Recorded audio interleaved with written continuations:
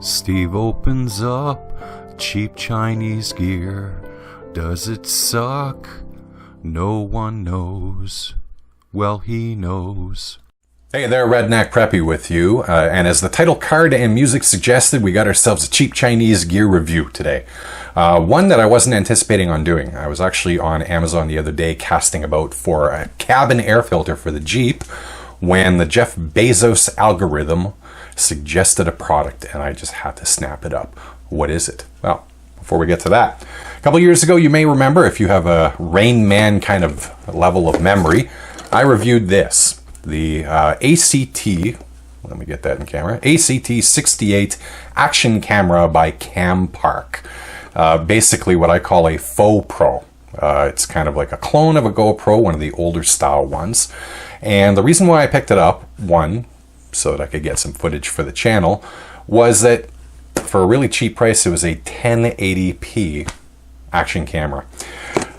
Just to provide you with a little bit of an update about this, it is a 1080p camera. I checked the footage through various software just to see if it really was 1080p and not just falsely reporting it, and it captures it at 1080p.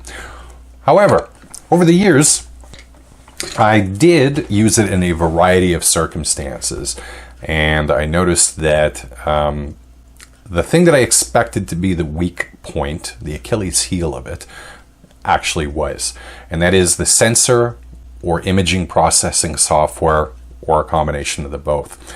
Not all sensors are the same, and imaging software within the camera are the same. It's kind of like when you have two people with two different cell phones, both capture images in, let's say, 48 megapixels, their cameras. One image looks much better than the other. Well, there's a reason for that. It's either the sensor, the software, or both aren't up to scratch, and generally the cheaper phone. That's why Apple, with their $1,500 cell phones, take really nice pictures, but my $200 Android phone with its 48 megapixel camera, the pictures aren't anywhere near as good. So I noticed with that camera that in different conditions, sometimes the sensor really wasn't up to capturing the full quality of the image, even if it was capturing 1080p. Okay, so with that out of the way, the reason why I picked this camera up was it purports to be a 4K action camera. Also, well, here we are, by Campark. This is the ACT74. Now, the reason why I picked it up was, at the time I bought the 1080p camera, 4K cameras were really expensive, even the knockoffs. Since then, however, prices have basically fallen through the floor. I picked that one up for $50 Canadian after a coupon. I think it was $65. There was a $15 coupon, instant rebate. And I said, hey, all it can do is be as good as the 1080p camera. But if it actually does capture in 4K resolution, even with a sensor which might not be up to the quality of, let's say, a GoPro, which costs hundreds of dollars, anywhere getting close to $1,000, I think in some cases, it's still going to capture a pretty good image. But how good? Before we get to the image quality, though, let's go into the box and see exactly what do you get for your $50 Canadian, purportedly 4K Go. Oh my God, I'm screwing this up. GoPro camera. Anyway, let's go. Okay, you filthy animals. Here's the box. Now, I noticed in a lot of videos, people really talk about the box, how it's a premium experience, you know, like Apple users love the boxes the products come in. It's a box that holds stuff, does the job. And you open this up and you are immediately see a card with extras that you can buy. You got yourself your manual, which is in color, and it is Chinglish, as one would expect. It's not the worst I've ever read, but it's okay. Writing is pretty small, though. Comes in multiple languages. Cool. Useful. You get not one, but two batteries. which is actually kind of cool because the ACT74 only came with the one battery. These are slightly higher capacity batteries. However, in testing, the old batteries work in this new one. So I now have 5 batteries for this camera, which is pretty cool. I haven't tested these in the old camera because why the hell would I? Who cares? So that's cool. Here's your camera itself, and we're going to go in depth into the camera a little bit later, but it comes with this case, which is allegedly, and based on all the reviews I've read, is actually waterproof to 30 meters, which actually beats GoPro in their current iteration where you don't need a case. It's waterproof on its own, but it's not good to 30 meters. So that's like not quite 100 feet. Or you can tell it's the older style GoPros, both the unit and the case. You know, your button, OK, up and down. So that's basically it. Nothing fancy about it. Now, it also comes with a stunning variety of accessories. Oh, I was so excited when I saw this. Not really. So you get yourself a pile of stuff, and basically most of it is attachments that allows you to attach it to helmets, to bikes, your wrist, handlebars, whatever the heck you want. There's also some zip ties for reasons unknown. You get yourself a more permanent solution if you want to tape this down to something. These are like sticky pads, so that's kind of cool, I guess. Yeah, and that's basically it. And you get yourself a power cable, so that's useful. And you get yourself a spare back to the waterproof case. This one has slits in it, which allegedly allows more sound in, so it can actually record sound better. Because in this thing, it'll be very muffled because this is waterproof after all. So know that going in that this is not waterproof. Maybe splash resistant. You also get another kind of mount, which now for some reason I can't find. Here we are, which is completely open, and the unit snaps into this without a case. How I attach this to things, though, I'm not sure, because they don't actually provide any of these screws, and everything I attach it to then requires another screw, but no screw. Anyway, I'm not going to get into it. But yeah, you basically get mounting points to every single damn thing you can possibly think of. So just like a GoPro, one of the older GoPros, which is this style is based on, you can pretty much connect this to whatever the hell you want. Alright, so here's your camera. Very exciting. Looks like an older GoPro, which is exactly what the form is. It's an older GoPro. So let's just run through this quickly. In the front, you got yourself your lens, which is a 170 degree wide angle lens. You have yourself a power button and a mode button. You've got yourself an LED light for low level shooting, and you also have a little sensor there which allows it to auto adjust for light levels, allegedly. On the side you got yourself USB, mini HDMI out, and an SD card. They say on the website in the manual you can only use a 32 gigabyte card. That's actually not true. The old one said that too. I've successfully used 128 gigabyte cards and that never had a problem. In the back, 2-inch screen color, non-touch screen by the way. Up and down buttons for cycling through the menu options. If you long hold the up button, it will activate the Wi-Fi, and you got yourself a little speaker there. On the top, you've got yourself the OK button, which is basically menu selection. And you've got yourself a little blinky LED light when your Wi-Fi is actually working. I'll get into that. And on the bottom, you've got yourself the battery cover. They redesigned this battery cover from the old one. The old one was easy to take off. This thing is a nightmare. It's like a finger nail breaker. You get something in there to pop it open.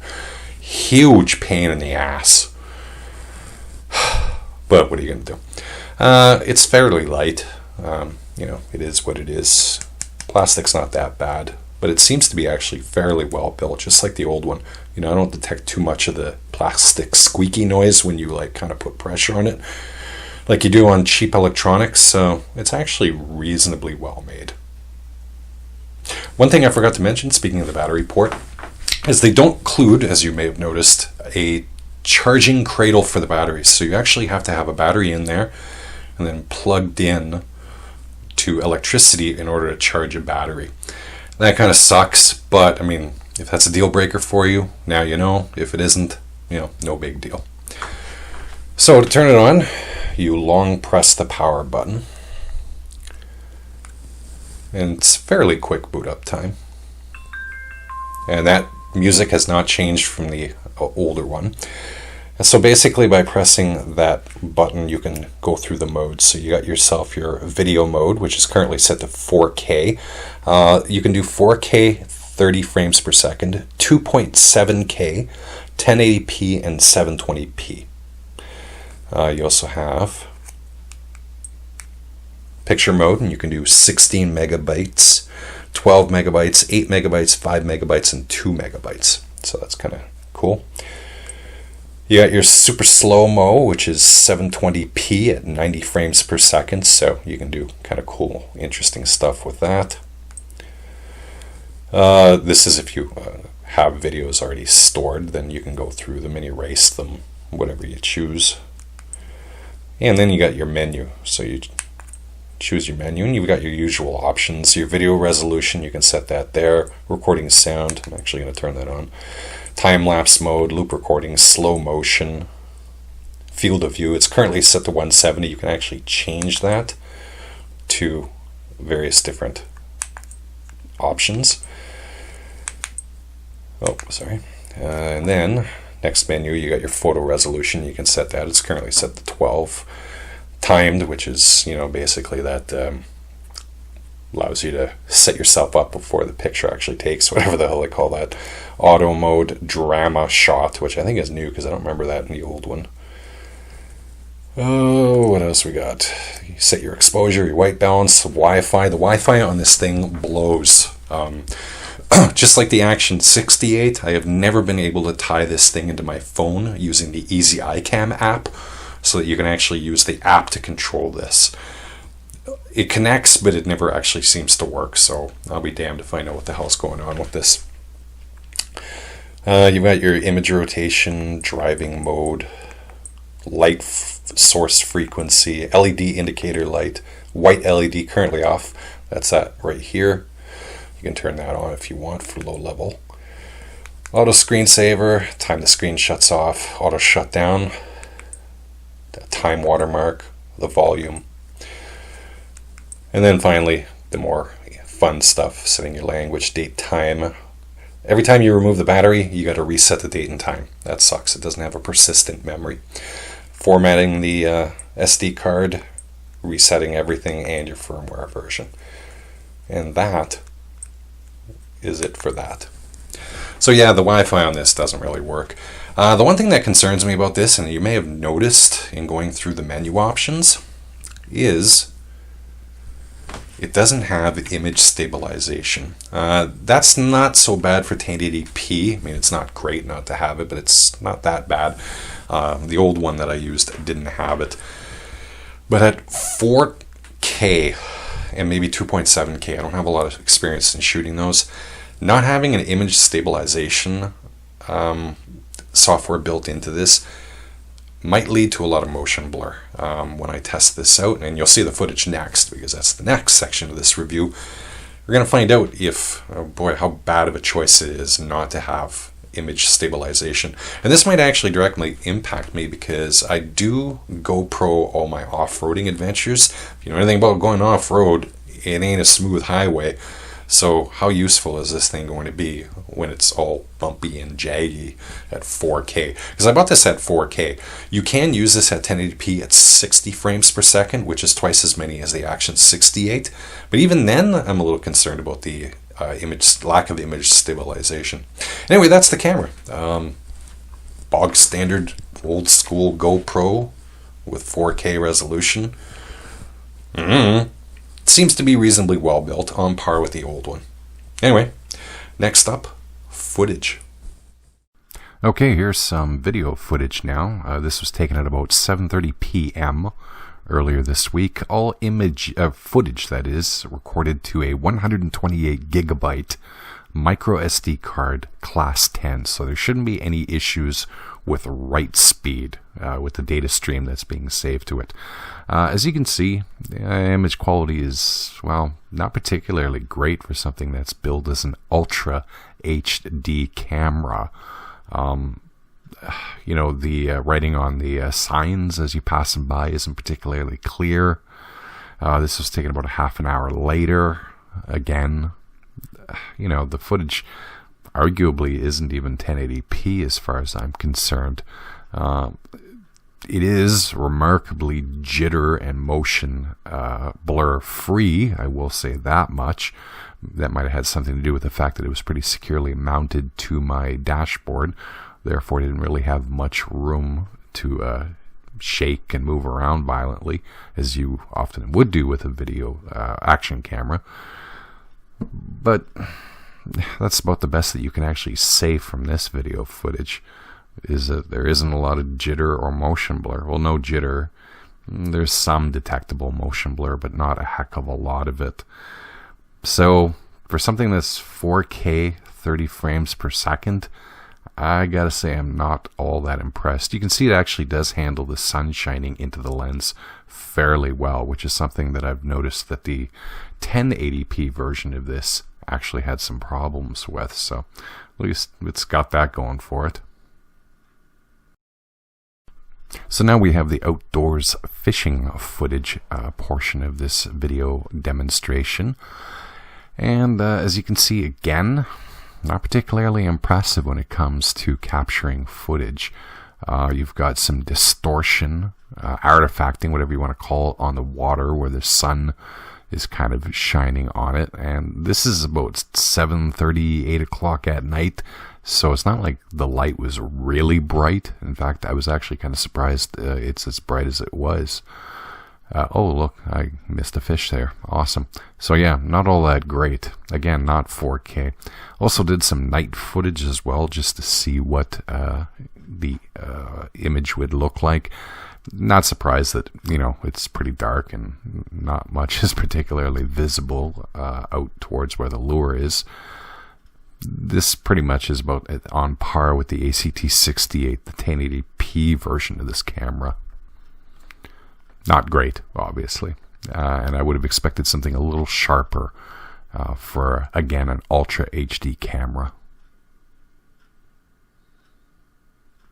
So now we've got a side-by-side, the old ACT68 on the left and the new ACT74 on the right. And as you can see, the image quality on the 1080p camera is much better than the Ultra HD 4K version on the right. In fact, here you can even see a stutter in the 4K camera, as it obviously had some sort of writing issue to the card. A lot of motion blur, a lot of jitter. I find the picture is blown out a little bit. It's a little too bright, whereas on the 1080p version, colors look natural. There's no motion blur. There's no jitter. It actually looks pretty good. So in a head-to-head challenge, I got to give this to the old ACT68, as it obviously does a better job. Hey there. So I'm back, and this part of the video, we're just going to do a recap, pros, cons, my recommendations, that sort of thing. So first off, we'll start off with the pros. Battery life. Battery life is actually pretty good. Each battery spit out about an hour and a half, give or take, worth of power. It is a higher capacity battery, but of course 4K video recording and all that does eat up more power. So it still lasted about the same time as the AT68. Battery life is always an issue with action cameras because by nature they have a small battery. Not much you can do about that, but for an hour and a half, it's actually not that bad. You do get 2 batteries in the package, so that's good. And spare batteries are very easily obtainable on places like eBay and Amazon.com, so all good there. User interface. The user interface for the ACT74 is pretty much exactly the same as the AT68. So I found it fairly intuitive because I pretty much knew how to navigate the camera with the up-down buttons, the OK and the select. So for me, it wasn't an issue. Some people might not find it as intuitive as, let's say, a GoPro. The GoPros do have, well, at least the Hero 8 does have a touch screen. So that makes it pretty easy to navigate, whereas the ACT74 does not have a touchscreen. Although, in fairness to it, it did come out a couple of years before the Hero 8. So that's kind of maybe understandable. The included extras, great. You get a wide selection of mounting options, so that's not a problem. You can pretty much mount this to anything you'd like. The only thing it doesn't come with, which was surprising, was a suction cup holder that people like to use on dashboards. For some reason it doesn't come with that, but you can buy those fairly cheaply. Other than that, you want to mount it to a helmet. You can mount it to a dash with the one of the attachments. Handlebars, I mean, you name it, you can mount this thing to anything. So that's actually pretty good. So well done to them. By comparison, like stuff like GoPro comes with a single buckle mount. That's it. If you want to mount it to anything, you have to go out and stump and buy the expensive add-ons. It should be noted as well, speaking of GoPro, the ACT74 does use the older body style of the GoPros, so a lot of those add-ons can be used for the ACT74. Certainly all the mounting options, because it uses the exact same mount system as GoPros. So it uses that entire ecosphere, and those things are available and cheap if you want to buy the knockoff versions, which for the most part are fine in terms of quality. They're not the same standard as the GoPro branded stuff, so if you want to buy GoPro stuff for your cheap Chinese action camera, knock yourself the heck out. But if you would just want to buy the knockoff stuff, it's available everywhere and darn cheap. And finally, as a pro, build quality. It uses pretty much the same body as the ACT68. I've never had a problem with the ACT68. It's handled pretty much everything that I've thrown at it. Granted, I don't do extreme mountain biking or scuba diving or jumping out of airplanes, that sort of thing. But for the most part, the build quality is what it is. It's fine. If you're going to use it for relatively lighter duty, then I think you're probably all right. And I'm fairly certain I'll probably stand up at least for a while to heavier sorts of things. And at the price point, I mean, it's $65 Canadian. It is what it is. Now, cons. Build quality. I know that was a pro, but it's also a con, because despite the fact that it does seem to be fairly robust, it isn't a GoPro. The GoPro 8 is extremely well built. It is a camera at the end of the day. It can break too. I mean, they do break. But when you hold them side by side, the difference in quality is readily apparent. So yeah, it's a pro. It seems like it's going to handle the beating. Con, because it isn't the quality that a GoPro does. Granted, it's also 5 times less expensive. So again, you get what you pay for. The rest of the cons, though, are a little more serious. The deal breaker, for me at least, is the lack of image stabilization.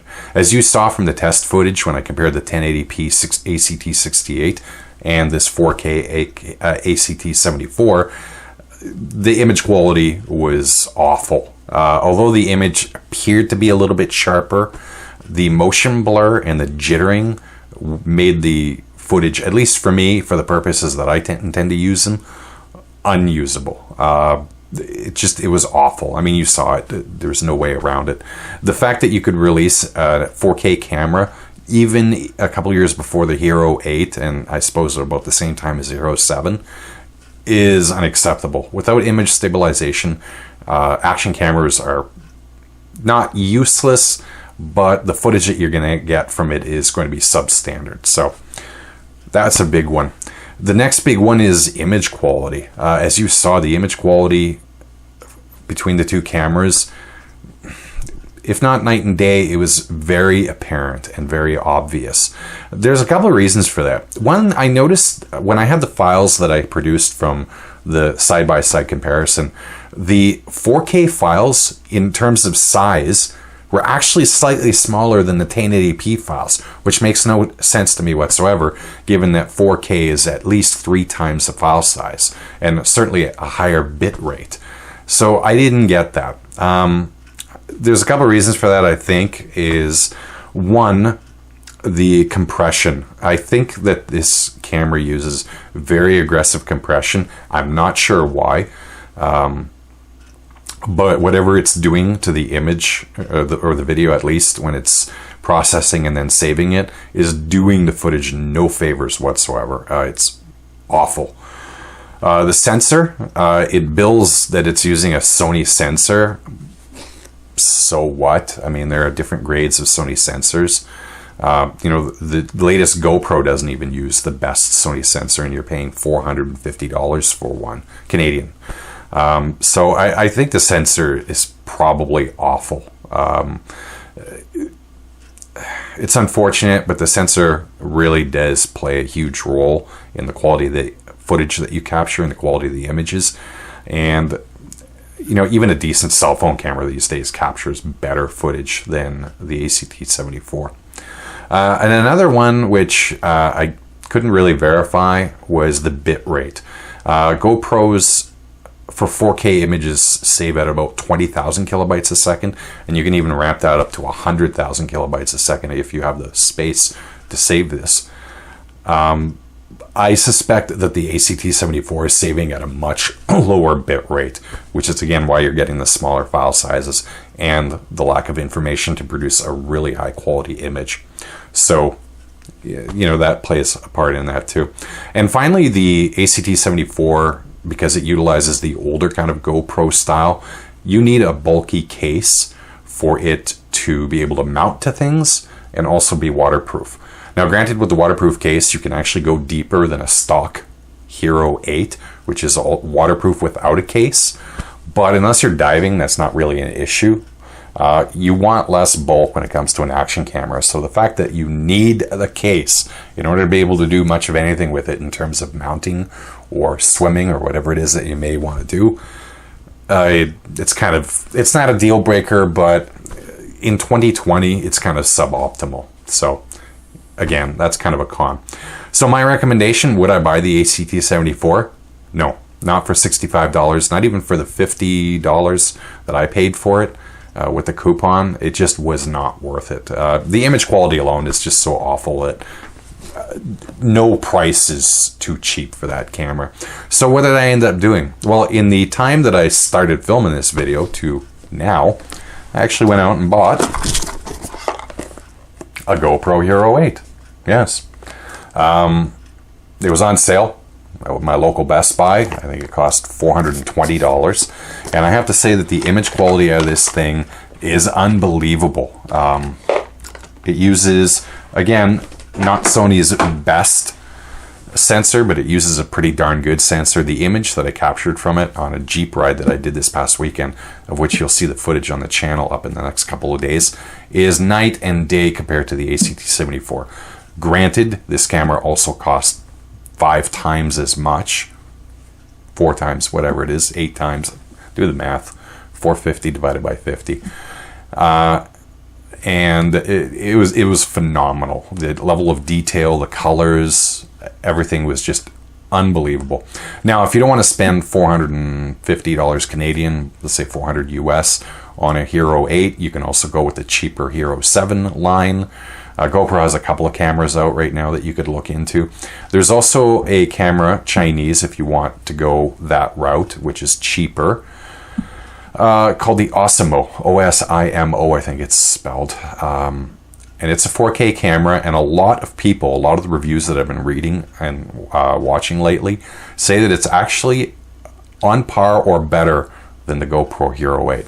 So if you want to go with brand name, you want to save some money, that's an option too. So at the end of the day, whatever you do, do not buy the ACT74 and its many clones on Amazon.com. If you see one that looks the same as it and it's a 4K camera, I guarantee you that internally it's probably the same darn thing and you're going to get the same disappointing results. So stay away from those really cheap 4K cameras. The price to value point hasn't reached a level yet where you're going to get a high quality image out of a really cheap camera. You still have to spend some money on 4K. At least $200, which is what the Osmo costs in Canadian dollars, or more than double that if you want to go with a GoPro or similar cameras. So that's it. Unfortunately, a no-go. If you want to do cheap 4K, I don't think it's in the cards just yet. At any rate, I hope you enjoyed the video. I certainly had fun doing it. It was a bit of a longer video than I anticipated, but if you're going to do a review, you may as well do it properly, right? If you did enjoy the video, feel free to give it a thumbs up. If you didn't, thumbs down. Subscribe to the channel if you like my videos, and feel free to share the video if you'd like. I also have links to my Facebook and Twitter pages in the description below. Feel free to check those out. The Twitter is in the field reports and little quick bursts of thoughts that I may have. The Facebook page is longer reports, articles of interest, that sort of thing. At any rate, I hope you're having a great summer. Take care. Enjoy the great outdoors.